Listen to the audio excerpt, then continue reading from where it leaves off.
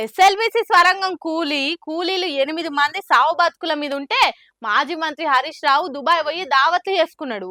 అసొంటి మనిషి ఇప్పుడు వచ్చి ఎస్ఎల్బిసి కాడికి పోయి సర్కార్ మీద ఏదో బద్నాం వేస్తున్నాడు అన్నట్టు మాట్లాడింది కదా సీఎం రేవంత్ రెడ్డి.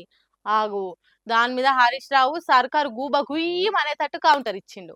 గదేందో సార్ చూద్దాం పాండ్రి. ఏ ప్రేసి ఎంకడు వెనక ముందు చూసుకోక మాట్లాడతాడట. హాగో అట్లనే ఉన్నది సీఎం రేవంత్ రెడ్డి ముచ్చట కూడా అని అంటున్నాడు హరీష్ రావు. స్వరంగం కూలితే దుబాయ్కి పోయి దావత్ చేసుకుంటున్నాడని చెప్పిండు సీఎం. కానీ నేను అబుదాబి ఎప్పుడు పోయినా స్వరంగం ఎప్పుడు కూలింది అనేది కూడా చూసి మాట్లాడాలి కదా. నేను 21 తారీఖున కొత్త ప్రభాకర్ రెడ్డి బిడ్డ పెండ్లికి పోయినా. స్వరంగం కూలింది 22 తారీఖు పొద్దుగాల 11-12 గంటలకు. అంటే ఒక్కరోజు ముందు నేను అక్కడున్నా కదా. మరి అది తెలుసుకోకుండా ఉత్తగానే నాలుగున్నది కదా అని ఎటు పడితే అటు మాట్లాడితే ఎట్లా అని అంటున్నాడు. అయినా స్వరంగం కూలితే ముందుగాల అక్కడికి పోవాల్సింది ఎవరు? రాష్ట్ర ముఖ్యమంత్రిగా నువ్వు కదా. మరి నువ్వా సీఎం నేనా? అట్లా ఒప్పుకుంటే ఇప్పుడే సీఎం పదవికి రాజీనామా చెయ్యి. అయినా కూలీల మేలు కోరి నీకంటే ముందు స్వరంగం కాడికి పోయింది నేను. అసలు మీకు సోయిలేక మామూలనంటే మీరు మంచోళ్ళు అవుతారా అన్నట్టు గట్టిగానే వేసుకున్నాడు హరీష్ రావు. మీ మంత్రులు హెలికాప్టర్లల్లా గిర్ర గిర్ర తిరిగిండ్రు. ఒక ఆయన చేపల కూర వండుకొని తింటాడు, ఇంకొక ఆయన గెస్ట్ హౌస్లో హాయిగా ఉంటాడు, మరొక ఆయననేమో 2-3 రోజులల్లా బయటికి తీస్తామంటాడు. ఒక్కొక్కరు పొంతనలేని మాటలు మాట్లాడి తెలంగాణను ఆగం పట్టించేది మీరు, దావత్లు చేసుకున్నది మీరు, పానాలను పట్టించుకోకుండా ఎన్నికల ప్రచారాలకు తిరిగింది మీరు, జాతరలకు జతగుడి పోయింది మీ మంత్రులు. మీరు చక్కగా లేక మమ్ములననుడేంది? తన తప్పు దాచుకునే తానికి మందిని బంధం చేసే నీచమైన పనులు చేసుడు రేవంత్ రెడ్డికి అలవాటే అన్నట్టు చెప్పిండు హరీష్ రావు. ఓ ఇట్లా సర్కార్ను సీఎం రేవంత్ రెడ్డిని చింత గట్టినంత పని చేసిండు హరీష్ రావు. ఇన్ని రోజులు ఓ లెక్క, ఇప్పటి నుంచి ఇంకో లెక్క. కాంగ్రెస్ పార్టీలో అంతర్గత ప్రజాస్వామ్యం పుష్కలంగా ఉన్నదని ఎక్కువ తక్కువ మాట్లాడితే ఊకోదు అధిష్టానం. ఇప్పటి నుంచి కాంగ్రెస్ అంటే క్రమశిక్షణ అంటే కాంగ్రెస్ అన్నట్టు తయారుగా అవుతున్నదట. ఎవరెవరు పార్టీ లైన్ క్రాస్ చేసిండ్రు, ఏమేం తప్పుడు మాటలు మాట్లాడిండ్రు అనేది భూతద్దం పెట్టి చూస్తున్నారట. ఆగో అట్లా చూస్తే కాంగ్రెస్ పార్టీకి ఓ పెద్ద మనిషిగా అనిపించిండట ఆ భూతద్దంలా. మరి అతగాడు ఎవరనేది మనం కూడా తెలుసుకోవాలి కదా. చలో మరి. అరే ఎవర్రాబే మీరంతా? నేను పార్టీ సీనియర్ లీడర్ని.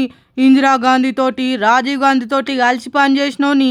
నన్నెవర్రా ఏలెత్తి చూపెట్టింది అన్నట్టు మాట్లాడతాడు కదా. అదే తెలంగాణ కాంగ్రెస్ పార్టీ కురువృద్ధుడు విహెచ్ హనుమంతరావు. ఆగు, ఆ పెద్ద మనిషి మీద కన్నెర్ర చేస్తున్నదట కాంగ్రెస్ పార్టీ. మొన్న తీన్మార్ మల్లన్నను పార్టీ నుంచి సస్పెండ్ చేసిండ్రు కదా. ఇగో ఇప్పుడు నెక్స్ట్ వికెట్ విహెచ్ దాదానేనట. 300 కాపుల మీటింగ్ తన ఇంట్లో పెట్టి కాంగ్రెస్ పార్టీ మీద పొట్టు కామెంట్లు చేసిండనే ముచ్చట పార్టీ పెద్దల దాకా ఏరిందట. ఆగు, అందుకే మాజీ ఎంపీ విహెచ్ను మాజీ కాంగ్రెస్ లీడర్ను చెయ్యాలి అనే ఆలోచన చేస్తున్నదట పార్టీ. తెలంగాణలో కాంగ్రెస్ పార్టీని లెక్క చేయకుండా తోక జాడిస్తున్న వాళ్ళ మీద ఢిల్లీ పార్టీ మస్తు కోపంతోనున్నదట. మరి ఉండదా? దేశం మొత్తం మీద కాంగ్రెస్ పార్టీ సర్కారు ఉన్నదే 2-3 రాష్ట్రాలల్లా, అందున తెలంగాణ ఒకటి. మళ్ళా తెలంగాణ పరిపాలననే దేశానికి ఆదర్శము. మా పరిపాలననే రాబోయే కాలంలో దేశంలో చేపడతాం అని ఇక్కడి పరిపాలన చూపెట్టి దేశం మొత్తం మీద అధికారంలోకి రావాలనే ఎత్తుగడతో ఉన్నదట పార్టీ. మరి అన్ని ప్లానింగ్ లేస్తున్న ఢిల్లీ పార్టీకి ఇక్కడ జరుగుతున్న తప్పులను సరిదిద్దాలే అనుకున్నారో ఏమో. అందుకే ఇన్ని రోజులు ఎవరెవరు నోటికొచ్చినట్టు మాట్లాడినరు, పార్టీ పరువు తీసినట్టు చేసిండ్రు అనేది వరుస పెట్టి చూస్తున్నారట. అందుకే మీనాక్షి నటరాజన్ని ఇన్ఛార్జిగా పంపి కాంగ్రెస్ పార్టీని కరెక్ట్ చేసే పని చేతిలో పెట్టిండ్రట. మరి విహెచ్ హనుమంతరావు మీటింగ్ పెట్టిండు, కాంగ్రెస్ పార్టీ లైన్ క్రాస్ అయ్యిండు అనే ముచ్చట వాళ్ళకి ఎట్లా తెలిసిందో ఏమో కానీ ఆ క్రమశిక్షణ చర్యలు ఉంటాయన్న వార్త బయటికి ఎట్లా తెలిసిందో తెలియదు కానీ మల్లన తర్వాత విహెచ్ హనుమంతరావు వికెట్ పడబోతున్నది అనే వార్తలు బాగా వినబడుతున్నాయి. ఇక దీని మీద కాంగ్రెస్ పార్టీలనే కొంతమంది కస్సు బుస్సుమంటున్నారట. క్రమశిక్షణ చర్యలు బీసీల మీదనేనా, చిన్న కులపోళ్ళ మీదనేనా? పెద్దోళ్ళు ఏం మాట్లాడినా వాళ్ళ మీద ఎసొంటి చర్యలు ఉండయా?